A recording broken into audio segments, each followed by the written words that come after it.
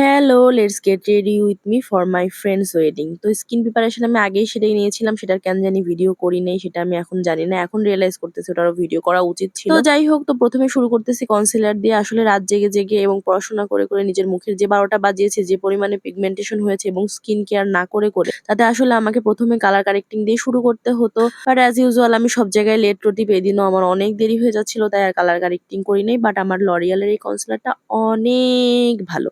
এটা আসলে colour correcting না করলে আমার ফেসের যে হালটা করে দেয়, মানে যে অবস্থাটা করে দেয়, সেটা আসলে চলে যায়। যদিও কালার কারেক্টিং করলে আর একটু পারফেক্ট মেকআপ হইতো, বাট এটা দিয়েও কাজ চলবে আর কি। তারপরে করতে হবে ব্লেন্ডিং। মেকআপের জন্য blending is so much important. অনেক মনোযোগ দিয়ে ব্লেন্ডিং করতে হবে। অ্যান্ড ভিডিও এডিট করে আমি বুঝতে পারতেছি যে ব্লেন্ডিং এ আমি যে কনসেন্ট্রেশন ইউজ করতেছি, এই কনসেন্ট্রেশন যদি আমার পড়াশোনা ইউজ করতাম, কোথা থেকে জানি কোথায় পৌঁছায় যেতাম। তারপরে নিয়ে আসছে একটা ফাউন্ডেশন। বান্ধবীর বিয়ে বলে কথা, নিজেকে লাগতে হবে পরী বাচ্চার মতো। ব্রাইড তো অলরেডি পরী বাচ্চাই লাগবে, বাট ব্রাইডের বান্ধবী হিসেবে আমাকেও পরী বাচ্চার মতো লাগতে হবে। আর তার জন্য foundation is so much important. জন্য সুন্দর করে ফাউন্ডেশন লাগাচ্ছি। আর গলাতে লাগালে ভোলা যাবে না, নিজের ভবিষ্যৎ অন্ধকার হইলেও গলা অন্ধকার রাখতে দেওয়া যাবে না আর কি। এগেন সুন্দর মতো কনসেন্ট্রেশন দিয়ে, ফুল কনসেন্ট্রেশন দিয়ে ব্লেন্ডিং চলছে আর কি। Blending is so much important as I said. Then নিয়ে চলে আসছে একটা ব্লাশ। জীবনে অনেক বেশি হাই এক্সপেকটেশন থাকার কারণে আমাকে আসলে কোনো মানুষ তাদের 100% এফোর্ট দিয়েও ব্লাশ করাইতে পারতেছে না। তো জীবনে ব্লাশ করানোর মানুষ না থাকাতে নিজেই ব্লাশ কিনে নিজেকে ব্লাশ করাচ্ছি আর কি। অ্যাকচুয়ালি আমি ব্লাশ ব্লাশ ব্লাশ বলে কি বলতেছি, যাই হোক, আমি যেটা বলতেছি আই হোপ সবাই বুঝতে পারছেন আর কি। না বুঝতে পারলেও বারবার ভিডিওটা প্লে করে বুঝে নিবেন, এতে আমার ভিডিওর ভিউজও বাড়বে এবং আপনিও কথাটা বুঝে যাবেন আর কি। এরপরে থাকিতে আপন হস্ত, হব না পরের দ্বারস্থ নীতিতে বিশ্বাস করে হাত দিয়ে ব্লাশটা ব্লেন্ড করে নিচ্ছি। এখন কিছু পাবলিক এসে কমেন্ট করে জিজ্ঞেস করবে, আপু আপনার কি ব্লাশ ব্লেন্ড করার জন্য ব্রাশ নেই? বোন নাই, তোর যদি এত কষ্ট লাগে আমাকে একটা ব্রাশ কিনে গিফট বাড়িতে পাঠাই দিস, আমি একটু মাইন্ড করবো না, আমি সানন্দে গ্রহণ করবো। দেন নিয়ে বসে পড়ছে একটা সেটিং স্প্রে। জীবনকে সেট করতে পারি আর না পারি, মেকআপ ঠিক এটা দিয়ে সেট হয়ে যাবে। বেশি দামও না, ১,০০০ টাকার মধ্যেই পাওয়া যায়, বাট মেকআপ অনেক সুন্দর সেট হয়। আই উইশ জীবনও এমন ১,০০০ টাকা দিয়ে সেট হয়ে যাইতো আর কি। তো ওটা অনেক টাইম ওয়েস্ট হচ্ছিল, ভাবলাম আমি একটু পাঞ্চুয়াল কাজ করি, যাই টাইম নষ্ট না করে এই সময়টা যতক্ষণে শুকায় ততক্ষণে শাড়ি পরে আসি। আসলে এগুলো সব মিথ্যা কথা, আমি কখনোই পাঞ্চুয়াল না।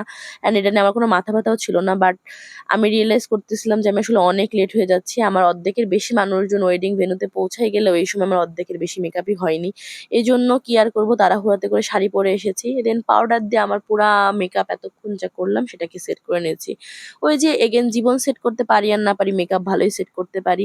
তারপরে চোখের মধ্যে একটু চকমকো করে শিমারি আইশ্যাডো লাগিয়ে নিয়েছি, যেহেতু রাত্রের প্রোগ্রাম এবং আমাকে পরীর বাচ্চা লাগতে হবে। আর পরী লাগতে হলে তো আমাকে অবশ্যই একটু চকমকো করে আইশ্যাডো দিতে হবে। দেন আসছে জীবনের সবথেকে কঠিন পার্ট, আইলাইনার দেওয়া। মানে জীবনের অগ্নি পরীক্ষা বলা যায়। যেকোনো মেয়ের জন্য মেকআপ করার পরে এটা অগ্নি পরীক্ষা, যেরকম আমি এটা খুলতেই পারতেছিলাম না, আমি কেন জানি এটা খুলতেই পারতেছিলাম না। তো যাই হোক, জীবনে অগ্নি পরীক্ষা দিতে দিতে অনেক বেশি অভ্যস্ত হয়ে যাওয়াতে এখন আমি আইলাইনারটা ভালো করেই দিতে পারি। মোটামুটি পারফেক্ট হয়, 100% না হইলেও দূর থেকে কেউ দেখলে বলতে পারবে না, এই তোমার আইলাইনার ২ চোখে ২ রকম লেগেছে। এ কথা কেউ বলতে পারবে না, বলবে যে হ্যাঁ ঠিক আছে, পারফেক্ট হয়েছে। সো এই স্কিলটা অর্জন করার জন্য আমি নিজের উপর নিজে অনেক প্রাউড ফিল করি। জীবনে অন্য স্কিল তো আর অর্জন হচ্ছে না, অ্যাটলিস্ট আইলাইনার দেওয়ার স্কিলটাই অর্জন হোক। দেন নিয়ে আসছি যে এসেন্সের এই মাস্কারাটা। আমি জানি না আমার প্রতি ভিডিওর মধ্যে এই বোতলটা আমি কি দেখাই। আসলে আমি বিগত ৫ বছর ৬ বছর ধইরা, না জানি কত বছর ধরে আমি এই সেম মাস্কারাটা ইউজ করতেছি, এসেন্সের মাস্কারা। বাট আমি প্রতি ভিডিওতে দেখে অ্যাজ ইফ আমি খুব নতুন নতুন মাস্কারা ইউজ করি। আমি আসলে চেষ্টা করি যে আমি অন্য কিছু কিনি, বাট কেন জানি দোকানে যাই আমার এটাই পছন্দ হয়, মানে এটা ছাড়া অন্য কিছুতে রিলাই করতে পারি না। আসলে আমি অন্য কিছু কিনতে চাই না, ব্যাপারটা এরকম না। এটা আসলে আমাকে অনেক সুন্দর সাপোর্ট দেয়। আমি একটা মানুষ যে ফেক ল্যাশ পড়তে পারি না, অ্যান্ড এটা দিলে আমার মনে হয় যে আমি একদম ফেক ল্যাশ পরে আসছি। এটা এত সুন্দর ভলিউম দেয়, এই জন্য সবসময় এটার উপরই রিলাই করি আর কি। মানে এটার সাথে আমি যে পরিমাণে লয়াল, আই হোপ এরকম কোনো মানুষ রিলেশনেও লয়াল হয় না। জাস্ট কিডিং, আমি ভালো মানুষ, আমি সবকিছুতেই লয়াল। তারপরে ইউজ করতেছি প্যাস্টেলের এই নিউড কাজল, যেটা লিটারালি আমি আমার কিডনি বেচা কিনছি। হ্যাঁ ভাই, আমি গরিব মানুষ, ৫০০-৬০০ টাকার নিউড কাজল আমার কাছে অনেক বেশি। কারণ এখনো আমি আমার বাপ মার টাকায় পালি আর কি। বাপ মার কাছ থেকে টাকা নিয়ে চলি এবং বাপ মার টাকাই ভিক্ষা করে চেয়েছে এইসব মেকআপের জিনিসপাতি কিনি। মেবি যখন আমি নিজে আর্ন করবো এবং নিজের টাকা দিয়ে মেকআপের জিনিস কিনতে পারবো, তখন মেবি ৫০০-৬০০ টাকার কাজল আমার কাছে কিছুই মনে হবে না।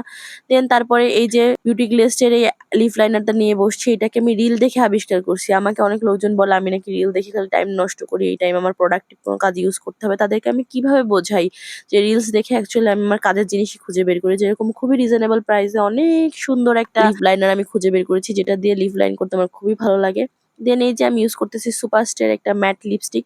এটাও লিটারালি আমি ভিক্ষা করে চেয়ে চিনতে দান খয়রাতে পেয়েছি। সেটা হচ্ছে আমার মার কাছ থেকে। গত বছর পূজার সময় আমার মা এটা আমাকে দান খয়রাতে দিয়েছিল আরকি। নাহলে এত টাকা দিয়ে লিপস্টিক কেনার মানুষ আসলে আমি না। আমি না মানে আমি কিনতে চাই বাট আমার এত অকাত নাই। আমি এত টাকা দিয়ে লিপস্টিক কিনে জীবনেও ইউজ করতাম না। অ্যান্ড এগেইন লিকুইড ব্লাশ আমার মন ভরে নাই, তাই পাউডার ব্লাশ ইউজ করতেও চলে আসছি। অ্যান্ড ইগনোর মাই ব্যাকগ্রাউন্ড, ওইদিন অনেক বৃষ্টি হচ্ছিল, এইজন্য আমার মা কেন জানি না আমার মাথার উপরে আমার জামা কাপড়গুলা মেলে রাখছে। সে দেখছে আমি ভিডিও করছি বাট তারপরে সে মেলে রাখছেন, তাকে কিছু বলাও যাবে না, বললেই এখন চিল্লায় উঠবে আর কি। সো কিছু না বলি, নিজের কাজ নিজে করি, আপনারাও ইগনোর করেন যেমন আমিও ইগনোর করেছিলাম। তারপরে ইউজ করতেছি হাইলাইটারটা। এটা হচ্ছে মেকআপের সেই পার্ট যেখানে আমি হিতাহিত জ্ঞান হারাই ফেলি, যেখানে আসলে আমাকে কতটুকু দিতে হবে এই হিতাহিত জ্ঞান আমার কাজ করে না। ঠিক জীবনের যেরকম সকল ইম্পর্টেন্ট পর্যায়ে গিয়ে আমি আমার হিতাহিত জ্ঞান হারাই ফেলি যে আসলে আমাকে কোন কাজটা করতে হবে সেটা আমি বুঝতে পারি না। হাইলাইটারের ক্ষেত্রেও আমি সেই রকমই। মানে আমার হাইলাইটার দিতে খুবই ভালো লাগে। আমার মনে চায় যে পুরো প্যালেটটা ধরে মুখের মধ্যে দিয়ে দিতে পারলে মনে হয় একটু শান্তি পাইতাম। বাট সেটা আসলে করা পসিবল না। একে তো ভালো লাগবে না, তার চেয়েও বড় কথা আবার ৫০০-৬০০ টাকা খরচ করে একটা হাইলাইটার কিনতে হবে। এটা আসলে আমি এফোর্ড করতে পারব না। আগেই বলেছি আমি গরিব মানুষ। অ্যান্ড আমি কেন জানি টিপ পড়ছি, সেটা রেকর্ড হয়নি, আমি সত্যিই জানি না। দেন আমার কি মনে হইছে আমি একটা ট্রানজিশন করতে চেষ্টা করছি। And hair is my final look. And again পিছনে আমার জামাকাপড় ঝুলতেছে। ইগনোর দ্যাট পার্ট আরকি। আসলে আমি যদি আমার একটু কমন সেন্সটা ইউজ করতাম, আমি আসলে এই ক্লিপটা নেওয়ার সময় আমার পিছনের ব্যাকগ্রাউন্ডটা ঠিক করতে পারতাম। প্লাস আমার বেডটা একটু ক্লিন করে নিতে পারতাম। তাতে আমার ভিডিওটা দেখতে একটু সুন্দর হইতো। বাট ওই যে আগে বললাম জীবনের ইম্পোর্টেন্ট সময় আমার কমন সেন্স, হিতাহিত জ্ঞান কোনো কিছুই কাজ করে না। তো যাই হোক সেসব কোনো ব্যাপার না। Hair is my final look. এই যে জুয়েলারি পরার পরে আমাকে কিছুটা এইরকম দেখা যাচ্ছিল।